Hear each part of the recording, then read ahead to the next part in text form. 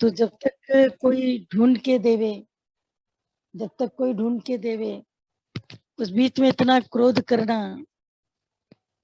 जरा जी ने कहा, मैं देख करके हैरान हो गया कि इतना क्रोध ये क्यों कर रहा है। तो ये शोभा नहीं देता है। सत्संग सुना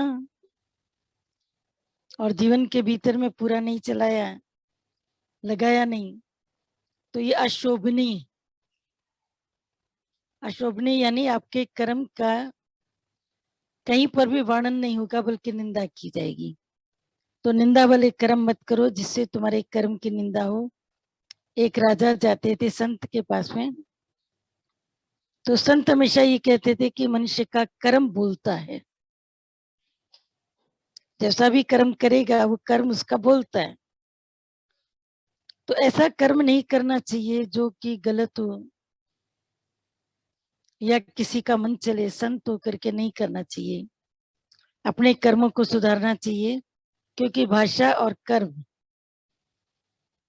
अगर ये दो चीजें न सुधरी तो सत्संग कहेगा।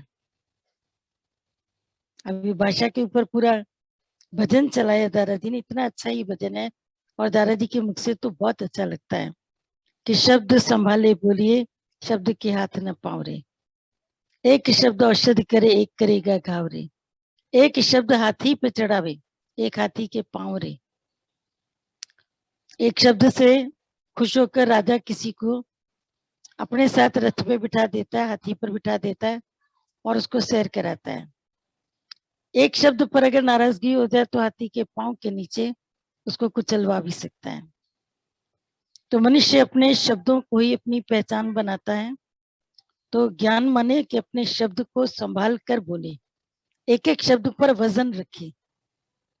हम लोग छोटे होते थे कुछ भी बोल देते थे, यंग एज में भी कई गलतियां की, सत्संग में आने के बाद भी कई मिस्टेक्स की होंगी, पर बचपन से ही माँ कहती थी जबान पर कांटा नहीं है। कांटा यानी जबान पर एक वजन, क्या बोले, कैसे बोले, किससे बोले, क्यों बोले, बोलना ठीक है, कौन छोटा कौन बड़ा, बस मखौल उड़ा दिया, मजाक कर दिया, किसी का भी मजाक कर दिया। तो सोच समझ करके बोलो, हमेशा बोलते थे सोच समझ करके बोलो। तो अभी देखो, जिस वक्त राजा को ये बात कही जाए तो राजा इस बात की हंसी उड़ाता था, बोलता था राजा कर्म का क्या है, कर्म तो होते ही रहते हैं ना। तो एक दिन गुरु को उन्होंने आमंत्रित किया अपने पास में, अक्सर वो गुरु को आमंत्रित करता रहता था। तो गुरु आमंत्रित किया गया अपने महल में, महल में उसको बुलाया गया, महल में रहा 2 4 6 दिन, मेहमान नवाजी उसकी बहुत अच्छी हुई। अचानक गुरु के दिमाग में पता नहीं क्या आया, रानी के महल के भीतर चला गया। नहीं तो रजवाड़ों में जो रानी के महल होते हैं या दासियों के रहने के स्थान होते हैं, पुरुष वर्ग का जाना वहां पर वर्जित होता है, वो नहीं जा सकते। तो राजा वहां पर चला गया, उसको रोका भी किसी ने नहीं, गुरु रोका भी किसी ने नहीं कि राजा का गुरु कौन रोके। और गुरु रानी के महल के भीतर में गया और रानी के गहने रखे थे कुछ, उसमें से बहुत ही बेशकीमती कड़ा उसने उठा लिया और उठाया इस तरह से कि कई लोगों की उस पर नजर पड़े और जेब में डाला। वो भी ऐसे डाला कि कईयों की नजर उसके ऊपर पड़े कि मैं जेब में डाल रहा हूँ। रानी जब उठी तो दासी ने उसे खबर दी, आपका एक कड़ा गुरुजी ने उठा लिया है, ऐसा ऐसा हुआ है, शिकायत हो गई। रानी ने भी बहुत आए तौबा मचा दी, राजा के ऊपर मुझे मेरा कड़ा चाहिए। आखिर सब लोगों को बुलाया गया कि कौन है ऐसा जिसने चोरी की। अब गुरु का नाम तो न रानी ले सकती है न दासी ले सकती। तो राजा से कहा कि जितने भी लोग यहाँ पर हैं उन सबकी तलाशी ली जाए। सबकी तलाशी ले ली गई लेकिन कड़ा किसी के पास नहीं मिला। अंत में गुरु बच गया। गुरु की तलाशी कैसे ले, बहुत मुश्किल है। गुरु की तलाशी लेने की हिम्मत चाहिए और गुरु की तलाशी लेने के लिए मन भी नहीं मान रहा है। गुरु ऐसा कैसे कर सकता है। रानी ने कहा कि मैं चाहती हूँ कि आप इनकी भी तलाशी उसी तरह से लें जैसे आपने औरों के लिए। गुरु की तलाशी हुई तो पहले ही जेब के अंदर कड़ा मिल गया। उसने ज्यादा उसको छिपाने की जरूरत ही नहीं समझी, कुर्ते की पॉकेट के अंदर ही कड़ा मिल गया। राजा हैरान हो गया, बोला आपने कड़ा चोरी किया? हम विश्वास नहीं कर सकते, हमें विश्वास नहीं।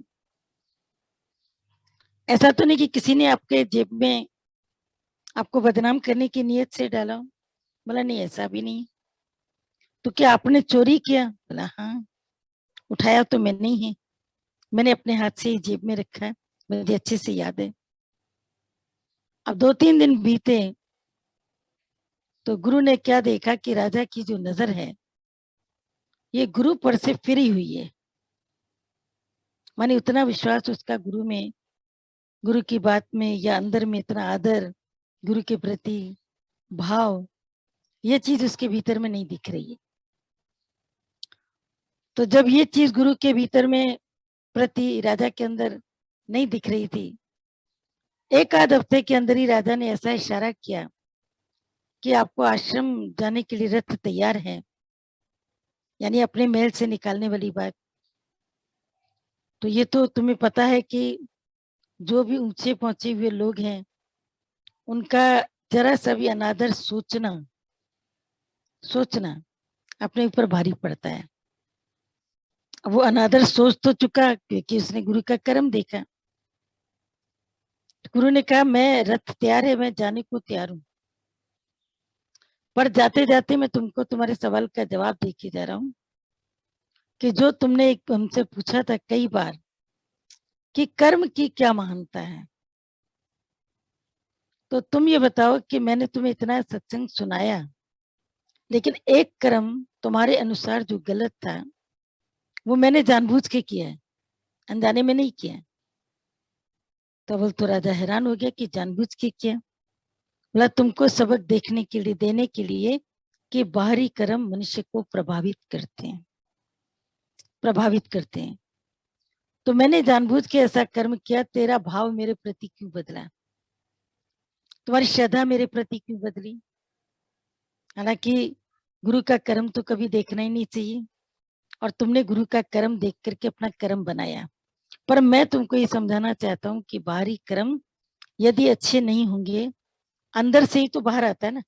अंदर में अगर गंदगी होगी, बाहर से कर्म खराब होंगे, तो ये कर्म तुमको नीचे की ओर गिराएंगे।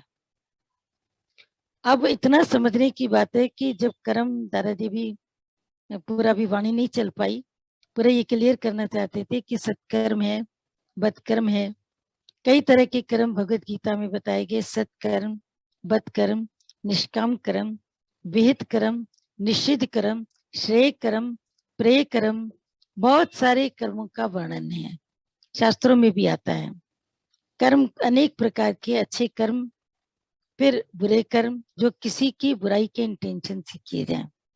सत्कर्म में दो चीजें हैं, मैं अपनी भलाई के लिए, परिवार की भलाई के लिए ये शुभ कर्म कर रहा हूँ ताकि मुझे अगले जन्म में इसका फल प्राप्त हुए, या किसी का भला हुए, या किसी का हित हो, लेकिन भीतर अहंकार रह जाता है। निष्काम कर्म, कर्म मुझसे हो रहा है, मैं कभी बदकर्म कैसे होगा? ज्ञानी से कभी बदकर्म हो ही नहीं सकता है, क्योंकि don't do good, only be good. ये बड़े दादा भगवान की बहुत अच्छी पॉइंट है कि बी गुड, तुम अच्छे बनोगे, तुमसे कर्म अच्छा अपने आप होगा, करना नहीं पड़ेगा। एक अच्छा व्यक्ति से अच्छाई अपने आप टपकती है, जैसे गुलाब का फूल खुशबू अपने आप देता है, या उसको तुम मोबाइल से मैसेज करते हो कि तुम खिल चुके हो, पंखुड़ियां ओपन हो चुकी हैं, सूरज निकल चुका है, अब तुम अपनी खुशबू को बिखेरो। नाले से गंदी जो दुर्गंध आती है, ये अपने आप आती है या किसी के कहने से आती है? तो गंध जो कर्मों की गंध है, सत्य या बद्ध, ये भीतर से अपने आप ही निकलती है। तो सत्कर्म यानी वो कर्म जिससे तुम्हारे सहित किसी और का भला हो।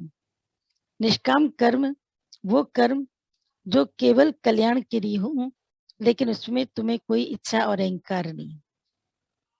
विहित कर्म, विधेय कर्म, विहित और विधेय कर्म एक ही है। विधेय मतलब होता है स्वीकारात्मक, पॉजिटिव, जो करना ही चाहिए उसको बोलते हैं विधेय कर्म। डूज एंड डोंट डूज, ये सुना है तुमने। तो डूज कर्म कौन कौन से हैं जो कर्म तुम्हें करने चाहिए? मर्यादा में रहना, नम्रता से बात करना, छोटों पर प्यार, बड़ों पर अपना फर्ज अदा करना बड़ों के, और चाहे बड़ों की कोई बात कड़वी भी लगे तो भी उस समय पलट करके जवाब नहीं देना, उस समय जवाब नहीं देना। बाद में उनसे तुम बात कर सकते हो कि ये बात ऐसी थी, ये बात ऐसी नहीं थी। और कभी कभी कुछ कर्म ऐसे भी होते हैं जिनके बारे में तुम न भी बताओ, वक्त अपने आप ही उसके बारे में बता देते, देर सब्र चाहिए। तो तुम्हारा मन अंदर घुटन में आता है कि अगला व्यक्ति तो जीत गया गलत कर्म करके, मैं तो हार गया। तुम यहाँ हारे, वहां जीते। तुम्हें कहाँ की जीत चाहिए? नीचे धरती की जीत चाहिए या भगवान के सामने की? भगवान के आगे जो जीतता वो सब कुछ जीता। मुल्क हरा करके भी जो भगवान के आगे अपनी बात को रखता है वो जीत जाता है। बाकी मुल्क को जीता माने धरती पर तुमने झंडा फहराया जीत का, अपने वेग का, अपने ज्ञान का, अपनी बढ़ाई का, सब तरफ से, तो कोई तुमने बड़ा काम नहीं किया। तो विधेय कर्म, स्वीकारात्मक कर्म, जो कर्म करने योग्य है, जो कर्म करने योग्य है। आप ये बताइए कि मनुष्य कितना भी, व्यक्ति कैसा भी हो, यदि वो करने योग्य कर्म करता है तो समाज उसकी इज्जत करता है। और बहुत धनवान व्यक्ति है, ज्ञानवान है, विद्वान है, पढ़ा लिखा है, लेकिन करने योग्य कर्म नहीं करता है, घर में माँ को मारता है, पत्नी को मारता है, बच्चों को मारता है, तो उसकी ऐसी पढ़ाई लिखाई और पैसा कमाई किसी काम का है? किसी के दिल में जगह बनेगी? नहीं बनेगी, बिल्कुल नहीं बनेगी, क्योंकि कर्म जगह बनाता है। कर्म और प्रेम सहित कर्म उस जगह पर निवास करता है।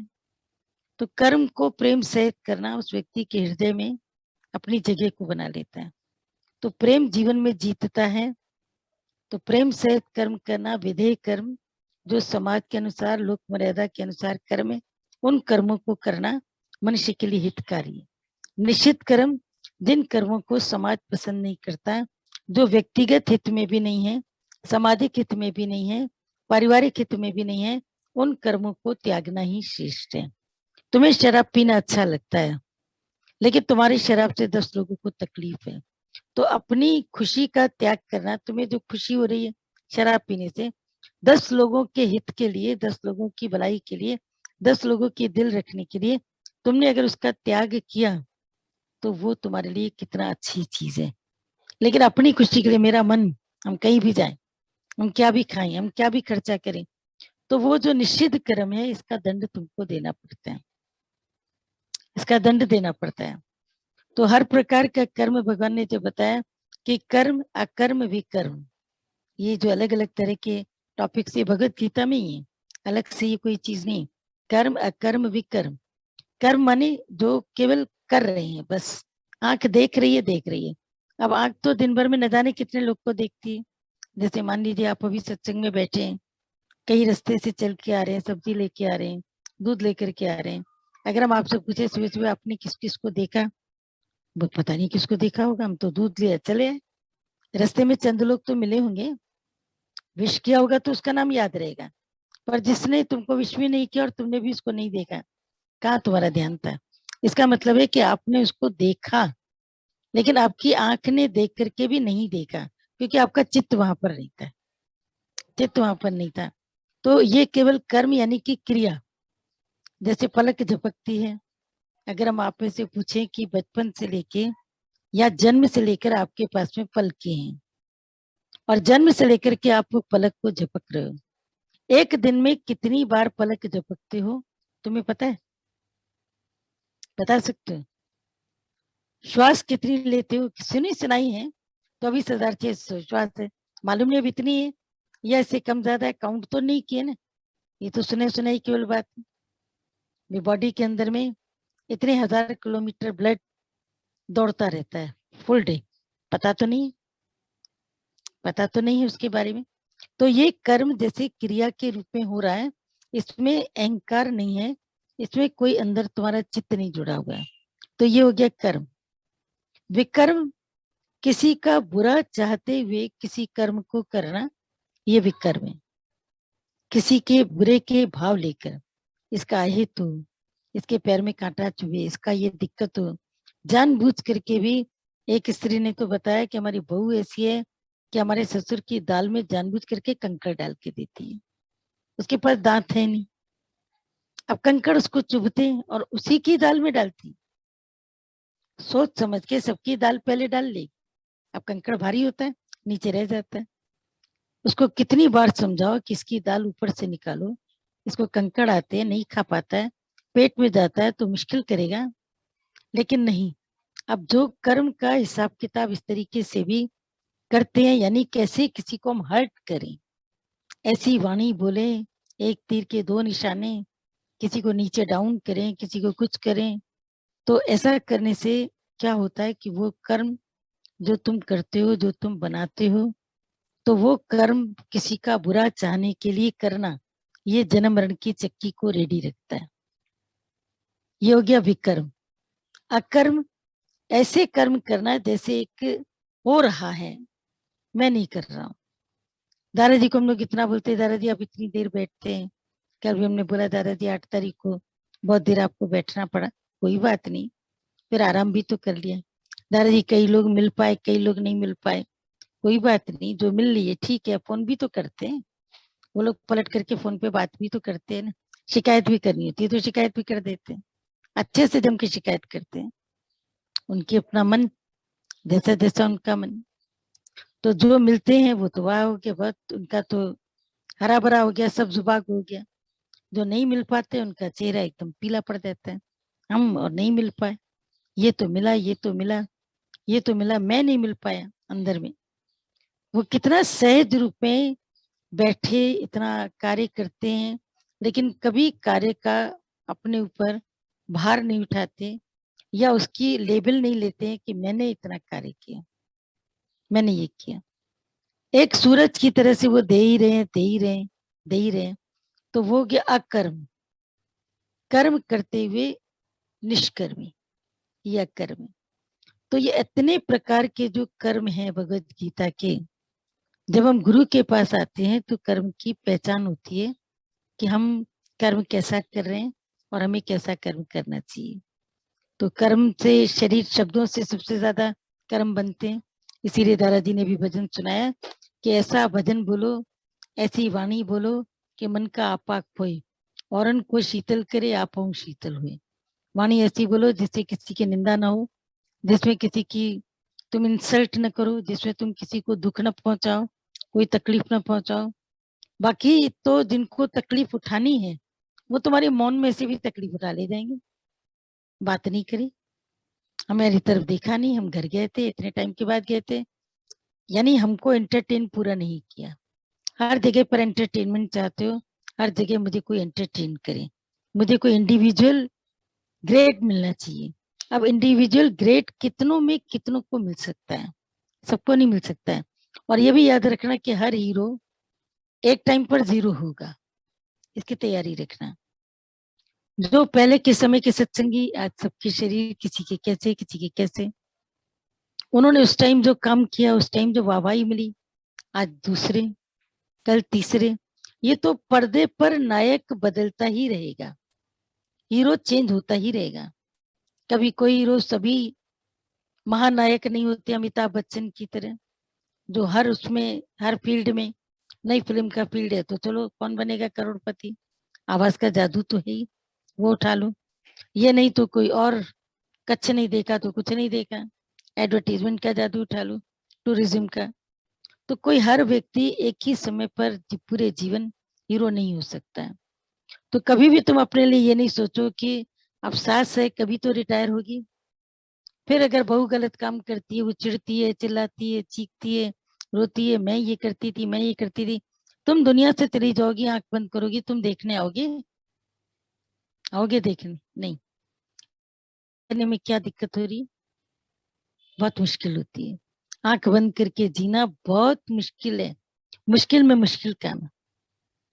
हमें याद है कि एक लेडी थी, पूना गई थी, लखनऊ की थी, तो गीता भगवान के टाइम की बात है, पूना गई थी। तो पूना से जब लौट करके आई तो मैंने उससे पूछा कि थोड़ा सा अपना अनुभव सुनाइए। बोला अनुभव क्या, मुझे तो बड़ा अजीब लगा कि ब्रह्मज्ञानी कैसा होता है। बोला कैसा क्या होता है, ये तो तेरे विचारों के जैसा ही होता है, पर फिर भी आप बताओ तो कुछ पता चले। बोला कि मैं नहाने के लिए गई तो मैंने देखा कि साबुन नीचे रखा था जमीन पर और पानी उसके ऊपर पड़ रहा था, साबुन पिघल के गल रहा था। मैंने उठा करके ऊपर रखा और मेरे से पहले गीता भगवान गए थे। गीता भगवान के पहले एक और लड़की गई थी। तो उन्होंने गीता भगवान से पूछा कि भगवान जब आप गए थे तो साबुन जमीन पर था? बोला हाँ था। तो जो पहले की लड़की गई थी आपसे पहले की, आपने उसको क्यों नहीं बोला कि वो साबुन का अगर उसने इस्तेमाल किया तो नीचे क्यों रखा, ऊपर रखती? तो गीता भगवान ने बोला कि हम किसी को क्यों बोले, हर एक व्यक्ति को अपनी आंख से दिखाई दे रहा है। आपको दिखाई दिया, आपने उठा के रख दिया ना। वो लड़की भी जब दोबारा जाती है उसको पता लगता है उसका साबुन पिघल करके खत्म हो गया है, तो अगली बार के लिए उसमें सावधानी रखती, अगली बार के लिए उसमें समझ रखती। बोला तो ऐसे तो अज्ञानी व्यक्ति का अज्ञान बढ़ता जाएगा। अगर आप रोकेंगे नहीं या कुछ बोलेंगे नहीं तो अज्ञान बढ़ता जाएगा। बोला देखो हमारा काम है मन के अज्ञान की निवृत्ति, व्यवहार की शुद्धि उसको खुद करनी है, उसको अपने व्यवहार की गलतियां खुद समझनी है। तो मैं अपने व्यवहार में कहाँ कहाँ गलत हूँ, कहीं कहीं पर वो बताते भी थे, अगर किसी के पूछने पर ऐसा नहीं है। लेकिन बोला कि अगर कोई व्यक्ति इतना अहंकारी है, बोला जिस व्यक्ति के लिए तुम कह रही हो उसके अंदर इतना ईगो है, अगर हम अभी कह देते कि तुमने साबुन छोड़ा, छूट गया होगा भूल से, वो सॉरी नहीं कहेगी, सॉरी उसके मुंह पर निकलेगा ही नहीं, किसी और से गिर गया होगा, मैं तो रख करके आई थी। अब इसका कोई जवाब है, कोई आंसर है, इस बात का कोई आंसर है? तो मैं बोल करके अगले व्यक्ति को क्यों डिस्टर्ब करूं, वो खुद समझेगा कि मेरी क्या गलती है। तो कैसे हमारे भगवान हर एक के कर्म को उसके ऊपर छोड़ देते थे कि हर एक व्यक्ति को खुद समझ में आएगा कि ये कहाँ गलत है। लेकिन वो सत्संग जब चलता था, वाणी चलती थी, तो वाणी के अंदर सबको धो के रख देते। कभी कभी आप वाणी को गीता भगवान के ध्यान से सुनो, एक ही वाणी के अंदर क्या नहीं होता है, प्यार भी होता है, समझ भी होती है, ज्ञान योग भी है, कर्म योग भी है, भक्ति योग भी है। गलत कर्म के करने पर एक एहतियातन वो सबको बताते भी हैं कि तुम्हारा ये गलत कर्म है। लेकिन जो समझदार है वो समझ जाता है, समझदार को इशारा काफी होता है। मतलब समझदार को इशारा और टट्टू को उतारा। जो गधा होता है ना, घोड़ा, वो 1 मिनट में समझ जाता है। जो टट्टू होता है ना तो वो गधा है ना तो वो घोड़ा, बीच का है, उसको टट्टू बोलते हैं। वो जो टट्टू है वो किसी का भी कुछ भी सुनता नहीं। बोला ऐसे ही जिस व्यक्ति को किसी का नहीं सुनना वो टट्टू है, वो किसी की नहीं सुनता है। उसको केवल अपनी समझ, अपनी बुद्धि, अपना दिमाग इतना प्रिय, मैं जो करता हूँ वो राइट है, आई एम ऑलवेज राइट, मैं कभी रॉन्ग नहीं हो सकता हूँ। वो जब गुरु की नहीं सुनता और किसी की क्या सुनेगा? तो जो गुरु की नहीं सुनता है उसको प्रकृति ऐसा दंड देती है, ऐसी पनिशमेंट देती है कि फिर उसको उसका सुनना पड़ता है। तो इसीलिए भगवान कैसे मौन में रहते हैं, शांत में रहते हैं। फिर उसने देखा कि एक समय में आपस में सत्संगी तो सत्संगी है, दो सत्संगियों में कोई बातचीत होगी। अब बातचीत का जो तूल है वो थोड़ा पकड़ता चला गया, थोड़ी तेज हो गई बात, आवाज और तेज हो गई और तेज हो गई, और गीता भगवान दूसरे कमरे में और एक कमरे में आवाज थोड़ी तेज तेज जो सुनाई दे रही है, गीता भगवान तक सुनाई दे रही। तो बोला कि आपने को जिस व्यक्ति इनके बीच में हो रही थी खटपट, तो वो व्यक्ति भी गुरु को एक परख ही रही थी कि गुरु के परख करके हम देखें हम अपने जीवन में हम कितना विकास कर सकते हैं। तो उन्होंने गीता भगवान से कहा कि इन दोनों के बीच में तेज आवाज हो रही थी, आपने इनको भी बुला करके कुछ समझाया नहीं? बोला क्यों, शाम के टाइम पर जो वाणी चली वो तेरे भेजे में नहीं गई क्या? तुम नहीं समझ पाई कि उस वाणी के अंदर इन दोनों की अच्छी सी धुलाई पिटाई सब हो गई थी? बोला हाँ, वाणी तो बड़ी जबरदस्त चली थी, इसी टॉपिक पर चली थी। बोला ज्ञानी का काम नहीं है कि वो सामने से तुमको टोके, वो जानता है कि तुम झूठ बोल रहे हो, तुमने झूठ बोला है। कईयों के झूठ पकड़े जाते हैं क्योंकि तुमने झूठ बोला, अगले व्यक्ति ने उसकी पूरी सबूती दे दी, फुल सबूती, अच्छी सी सबूती, जिसको कहना चाहिए प्रमाण, वो दे दी। लेकिन फिर भी ज्ञानी तुमको सामने से नहीं बोलेगा कि तुम झूठ बोलते हो, वो ये समझाएगा कि झूठ बोलने से प्रोग्रेस नहीं होगी, उन्नति नहीं होगी। लेकिन अगर वो तुम्हें कहेगा कि तुम झूठ बोलते हो, तो तुम एक झूठ पर दूसरा झूठ और बोल दोगे, क्योंकि एक झूठ 100 झूठ को बुलवाता है। और एक सच, बोलते सच तभी ठो नच, जो सच है उसको कोई आंच नहीं होती है।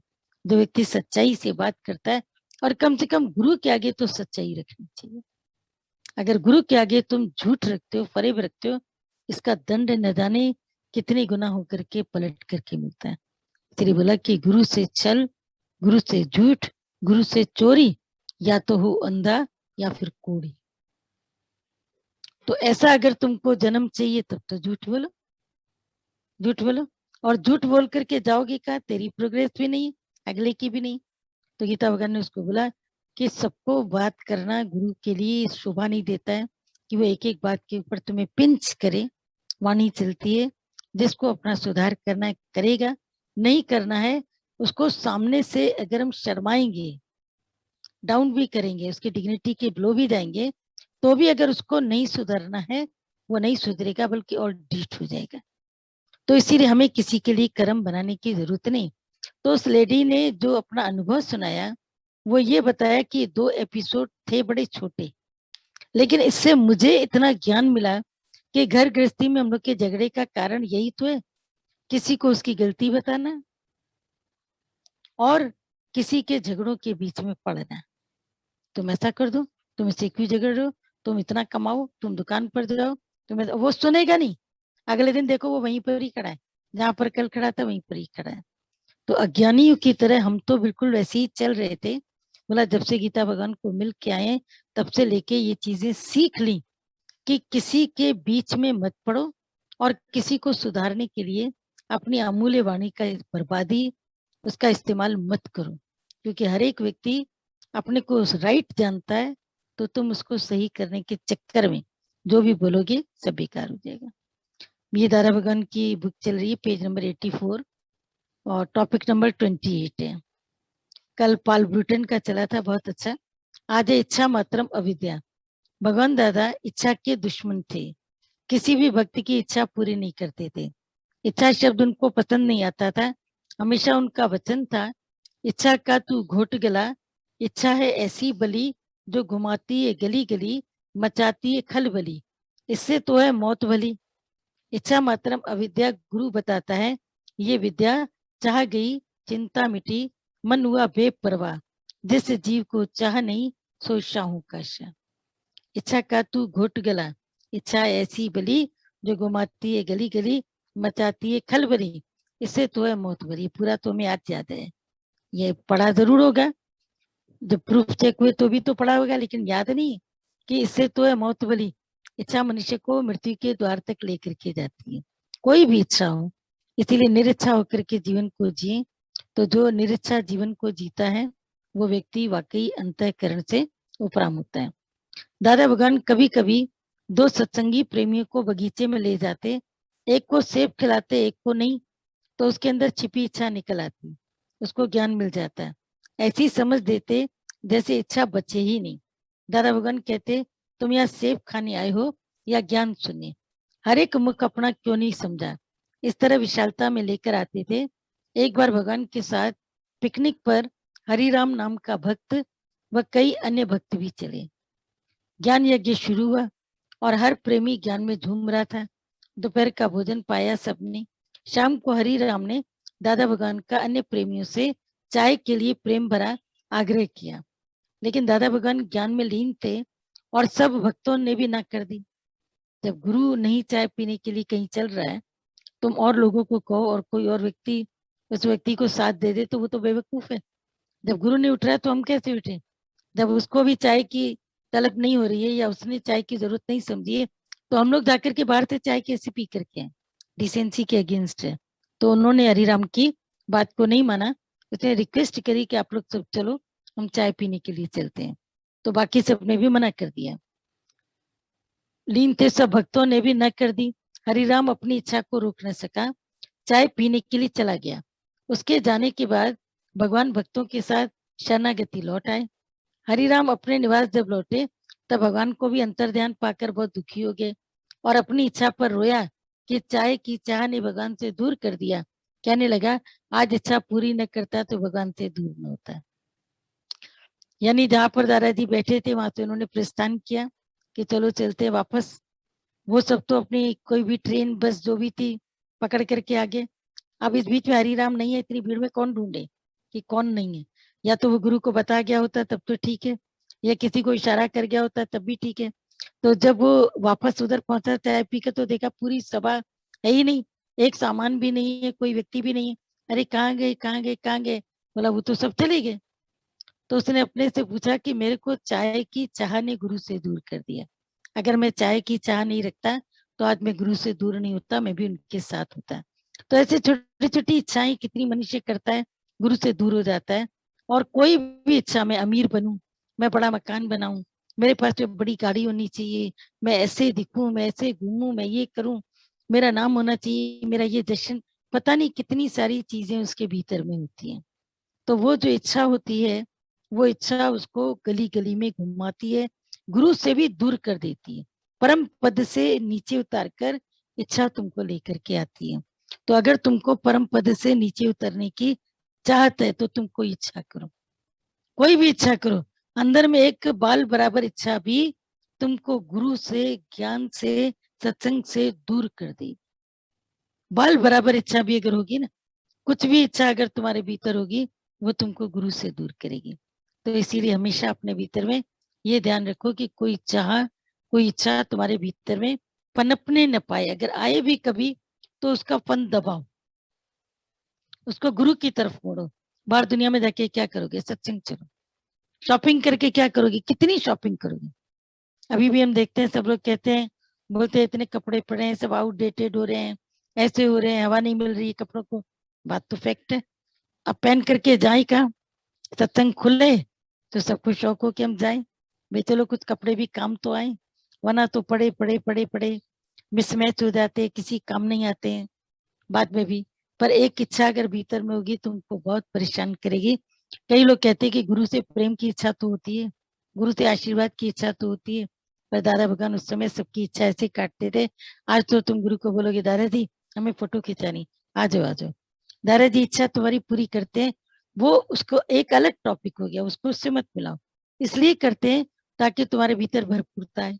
लेकिन मन इतना तो पागल प्रोफेसर है, जो फोटो खिंचवाएगा खुश होगा, फिर कहेगा मैंने ना अकेले फोटो नहीं खिंचाया, अकेले बैठा तो सही पर दादाजी का आशीर्वाद लेना था, वो फोटो मैंने नहीं खिंचवाया, वो फोटो जरूरी था।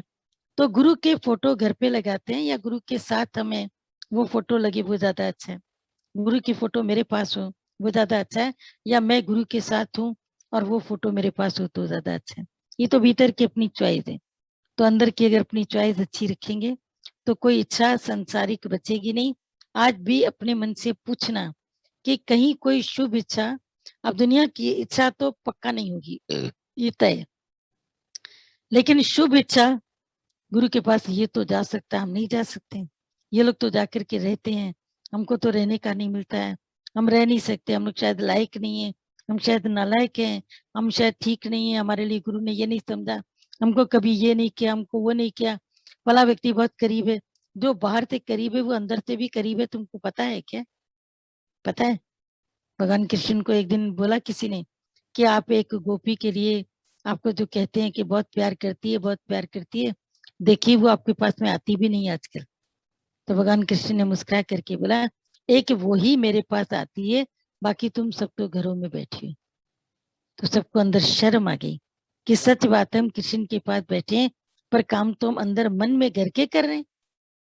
भगवान को पूरी सबूती है कि वो घर में बैठी है, लेकिन वो मेरे चिंतन में बैठी है, मेरी याद में बैठी है।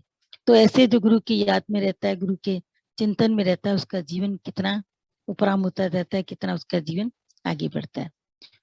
योग वशिष्ठ का एक टॉपिक है, ये टॉपिक काफी बड़ा है, तो मुझे लगता है कि इसको मैं ले रही हूँ, लेकिन आधा लेते हैं आधा नहीं। शरीर की निंदा, पिछले तृष्णा की निंदा करी, लक्ष्मी की निंदा हुई, मन की चंचलता यानी मन की निंदा। अब यहाँ पर निंदा का मतलब ये नहीं समझना कि भगवान राम किसी की बुराई कर रहे हैं। निंदा का मतलब है कि उसकी असलियत बताना कि इसकी असलियत क्या है। शरीर की निंदा, अब आगे इसमें यह है कि यह शरीर अहंकार रूपी ग्रस्त का निवास स्थान है।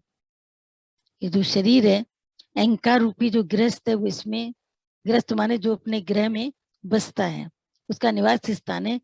या तृष्णा रूपी ग्रह स्वामिनी निरंतर डोलती रहती है। अब गृहस्थी के साथ में एक गृहस्थिनी यानी उसकी पत्नी भी होगी, तो तृष्णा रूपी गृह स्वामिनी निरंतर डोलती है। शरीर घर है और शरीर के अंदर जो काम करती है वो काम करती है तृष्णा। यह शरीर रूपी घर आसक्ति रूपी गेरू से रंगा गया है। इसमें जो कलरिंग की है, ये घर है पूरा, इसकी कलरिंग की गई है, गेरू माने रंग, कलरिंग किससे की गई? आसक्ति, इसमें मोह इसमें है। राम जी कहते हैं, हे मुनि, मुझे ऐसा घर नहीं चाहिए। रीढ़ की हड्डी रूपी शैतीर पर खड़ा हुआ यह घर आंतों रूपी रस्सी से बांधा गया है। इसे रक्त रूपी गारे से लीपा गया है। इस पर बुढ़ापे रूपी चुने से बाद में सफेदी की जाती है। अब शरीर का पूरा वर्णन क्या है कि हड्डी, रीढ़ की हड्डी रूपी शैतीर, शैतीर माने यहाँ पर तुम शैतीर को तुम डंडा समझ सकते हो, वैसे शैतीर माने कांटा भी होता है। शैतीर अब यहाँ पर एक डंडे के मिसल, यानी ये पूरा जो मनुष्य का शरीर है ये रीढ़ की हड्डी पर खड़ा है। अगर रीढ़ की हड्डी नहीं है तो उसको क्या बोलते हैं कि ये मनुष्य नहीं है, मनुष्य से कम, क्योंकि जानवरों की रीढ़ की हड्डी नहीं होती है, इसीलिए वो सीधे नहीं खड़े हो सकते। मनुष्य के पास में रीढ़ की हड्डी है तो ये सीधे खड़े हो पाते हैं। तो ये रीढ़ की हड्डी रूपी शैतीर पर खड़ा यह घर आंतों रूपी रस्सी से बांधा गया है। ये किस पर चलता है? आंतों रूपी रस्सी से चलता है। इसमें आते, इसमें कैसे ये आते होती हैं? उन आंतों के द्वारा ये बंधा गया है। अब एक पिलर है, पिलर के ऊपर कोई खड़ा हो, ऐसे ये जो रीढ़ की हड्डी है, एक डंडा है, एक पिलर है, एक शतीर है, इसके ऊपर तुमको ये पूरा शरीर उसी हड्डी के ऊपर खड़ा हुआ है। इसमें न जाने कितने डिस्क है, कभी इधर मणके घूमते हैं, कभी उधर घूमते हैं, कितना डॉक्टर के चक्कर लगाने पड़ते। एक मणका रीढ़ की हड्डी का इधर से उधर आ जाए, या रीढ़ की हड्डी में अगर कोई दिक्कत आ जाए, अक्सर कहते हैं ना कि ये हमारे घर की रीढ़ है, यानी उस रीढ़ को अगर कुछ हो गया तो समझो जैसे महल ढेढा करके नीचे गिर पड़ेगा। तो रीढ़ की हड्डी को कितना मजबूत रखना पड़ता है, और बचपन में भी ये इसी एक्सरसाइजेस कराए जाते हैं ताकि रीढ़ की हड्डी मजबूत हो। फिर भी आगे चल करके इसमें बहुत सारी दिक्कतें आती हैं, और इसे रक्त रूपी गारे से लीपा गया। अंदर अगर देखा जाए तो इसमें ब्लड है, ब्लड से ये पूरा शरीर जितना तुम्हारा चल रहा है ब्लड की वजह से ही चल रहा है। इस पर बुढ़ापे रूपी चूने से बाद में सफेदी की जाती है। बाद में तुम्हारे जो बाल होते हैं वो सफेद हो जाते हैं, उसमें चूना जैसे लग जाता है, तो चूना बुढ़ापे तक आते आते आते आते बाल बिल्कुल ऐसे रुई की तरह, सन की तरह साफ हो जाते हैं। शरीर की निंदा करिए कि शरीर कितना पल पल में चेंज होता है, ऐसा शरीर मेरे को नहीं चाहिए। भगवान राम कहते ये शरीर भी मेरे को प्रिय नहीं है। इस शरीर में मिथ्या और मोह, ये दो बड़े खंबे हैं, जो दो बड़े बड़े पिलर्स हैं, वो कौन से हैं? मिथ्या और मोह। मिथ्या का मतलब है कि ये पूरा मिथ्या संसार हमको अच्छा लगता है, और अंदर का मोह है। इस एक शब्द में थोड़ा सा कंफ्यूजन लग रहा है, मिथ्या और मोह, ये कल थोड़ा सा बताएंगे एक बुक में देख के कि इसमें क्या है। मिथ्या और मोह है या माया और मोह है, ये दो बड़े बड़े खंबे हैं। जैसे कोई भी घर खड़े होने के लिए पिलर्स चाहिए होते हैं, जिसको तुम बीम कहते हो, वे पूरे घर की कर्टेन वॉल इधर से उधर कर सकते हैं। लेकिन जिस जगह पर पिलर होते हैं, पैनल होता है, आप कहते हो इसको नहीं हटा पाए, अगर इसको छू दिया ना तो सारे मकान की जो छत है वो नीचे गिर पड़ेगी, इसके ऊपर ही छत टिकी है। तो जो पिलर्स हैं इनके ऊपर ही पूरी माया जो खड़ी है वो इन पिलर्स के ऊपर खड़ी है। दुख रूपी बच्चों ने यहाँ रो रो कर कोलाहल मचा रखा है। चिंता रूपी राक्षसी यहाँ घूमती रहती है। इस घर में मन रूपी चूहे ने अनेक बिल बना करके रखे हैं, बहुत सारे बिल। जैसे चूहा एक बिल नहीं बनाता है, इधर से घूमता है फिर दूसरे बिल में चला जाता है, दूसरे बिल से निकलता है, उसको जरा सा भी कहीं से कोई खतरा मिलता है चौथे बिल में, न जाने कितने बिल उसने पूरे घर भर में बना करके रखे हैं। तो इच्छा रूपी मतलब चिंता रूपी राक्षसी घूमती है, और दुख रूपी बच्चे, ये शरीर के अंदर में दुख कितने, क्योंकि मन है तो मन है तो इच्छा है, इच्छा है तो दुख है, दुख है फिर दुख के साथ में मोह है, फिर अहंकार है, बहुत सारी चीजें हैं। तो ये सबका इसमें निवास है। झुर्रियों और पके बालों का नगर है, मतलब ये समस्त रोगों का घर है शरीर। झुर्रियां पड़ जाती है टाइम पर, बाल पक जाते हैं। आपने देखा है कि जब बाल पक जाते हैं तो शरीर कैसा लगता है। फिर जल्दी से भाई कलर करो कलर करो कलर करो, वो कलर कितने दिन टिकता है, कितने टाइम चलता है। आपने कभी देखा है कि जब आप सिर पे कलर करते हैं ये कितने दिन चलता है, कितना टाइम चलता है। फिर बालों की सफेदी छलकती है, चेहरे की झुर्रियां झलकती है। तो जो जवानी थी, जवानी का टाइम था, तुमने अपनी उस टाइम को अच्छे से बिताया। अब फिर भी बूढ़ा हो जाता है शरीर, तब भी उसको ठीक रखने के लिए, जवान दिखाने के लिए कितने कितने मनुष्य प्लास्टिक सर्जरीज कराता है, इधर ब्यूटी पार्लर चलो, इधर ये करो। ये जो जरूरी चीजें हैं ठीक है, उसका इस्तेमाल करता है, पैसा है।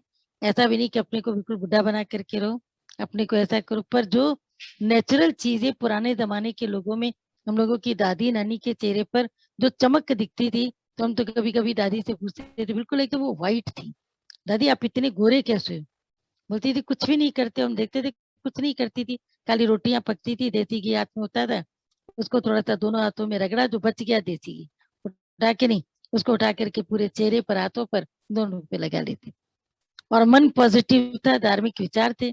तो धार्मिक विचार मनुष्य के अंदर एक पॉजिटिविटी को पैदा करते हैं।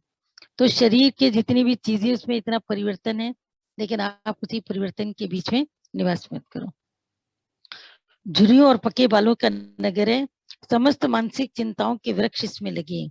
इसमें बहुत सारी मानसिक चिंताओं के पेड़ लगे हुए, इतने पेड़ हैं, इतने पेड़ हैं, इतनी मानसिक चिंताएं हैं। कभी बेटे की चिंता, कभी बेटी की, कभी घर की, परिवार की, बच्चे की, नौकरी की, दुकान की।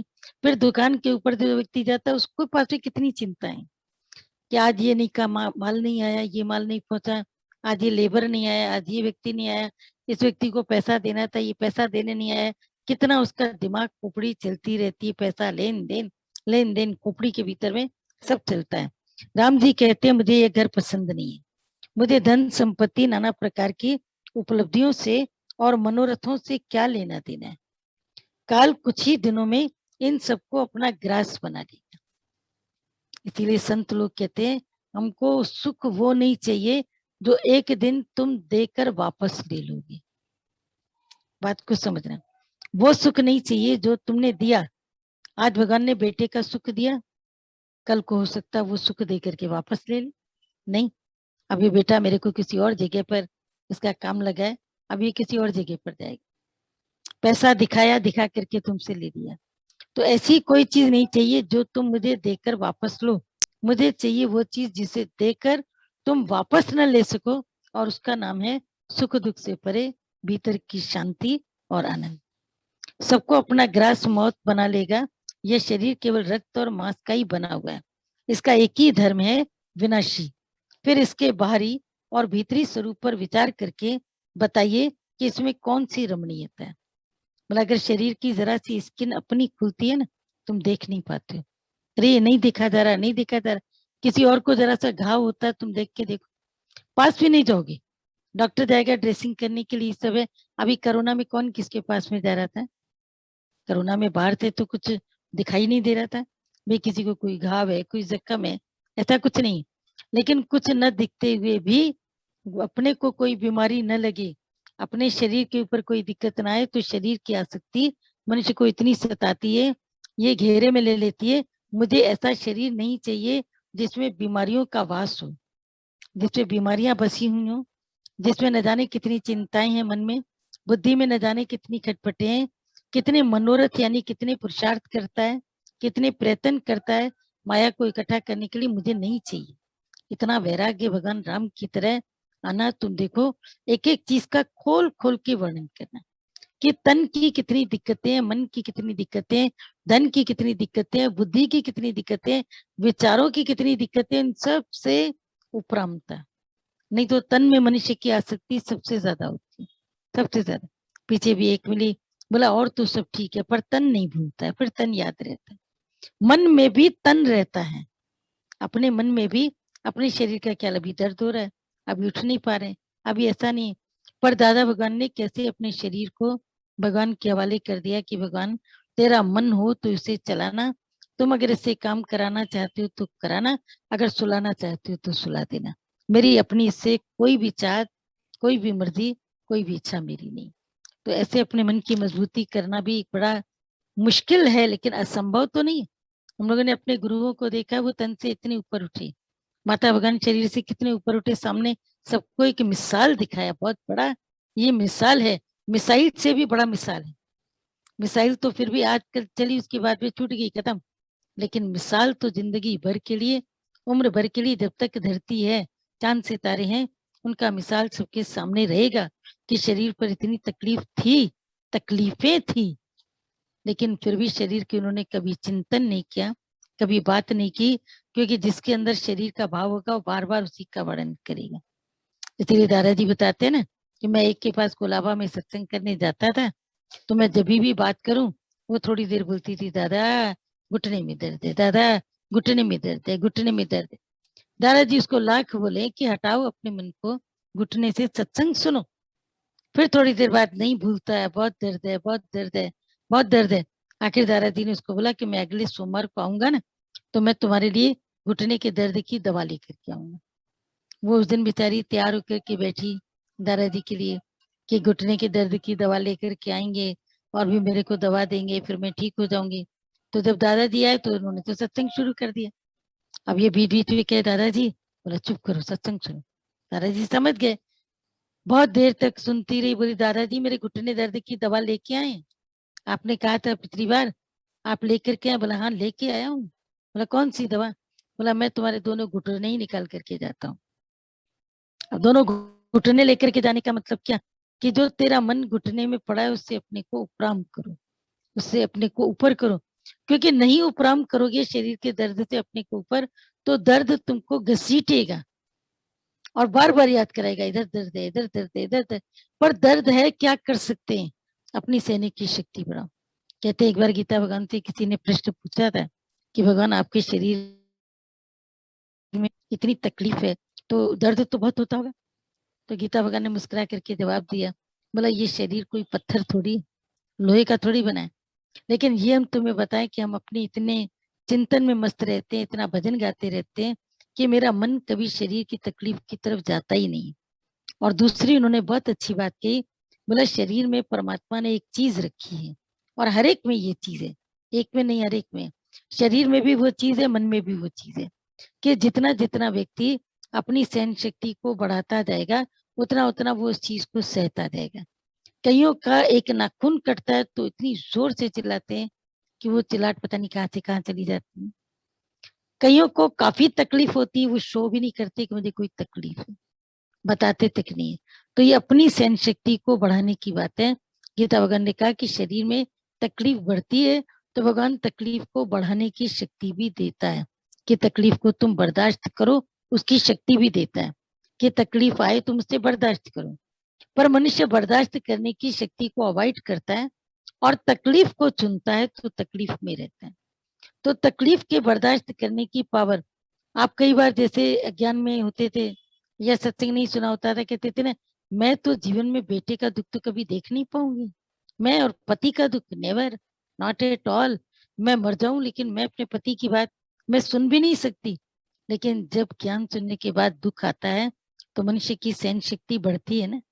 इसका मतलब है कि मन में और तन में इलास्टिसिटी होती है, कि वो जितना चाहे उस दुख को सह सकता है, जितना चाहे उसको सह सकता है।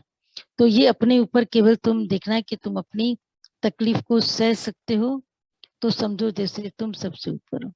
इसलिए जो भी तकलीफ आए, हमारे गुरुजनों ने करके दिखाया है, अपना सामने साबिती दी है, मिसाल दिया है, अपना सामने एक एग्जाम्पल रखा है कि इतने बड़े बड़े दुखों के बीच में जब हम उफ नहीं करते, तो तुम छोटी छोटी चीजों में उफ क्यों करते हो, क्यों चिल्लाते हो, क्यों परेशान करते हो। हमेशा याद रखो, जिसका साथी है भगवान, उसका क्या करेगा आंधी और तूफान। साथी बना ले ओम को, मन में बिठा ले ओम को, ओम को अपना साथी बनाओ जो सच्चा साथी है। बाकी सब साथ टाइम पाकर छूट जाएंगे, कोई पहले कोई बाद में, कोई अभी कोई कैसे अचानक कोई आंधी आए, अचानक कोई भूकंप चले, कौन कहाँ चला गया, कौन कहाँ चला गया, किसी का पता ही नहीं चलेगा। किस किस का पता कर पाओ, किस किस का मन में आस लिए रहोगे शायद वो मिल जाए, शायद वो मिल जाए, लेकिन भूकंप किसको कहाँ उड़ा ले गया, किसको कहाँ उड़ा ले गया, पता भी नहीं चला।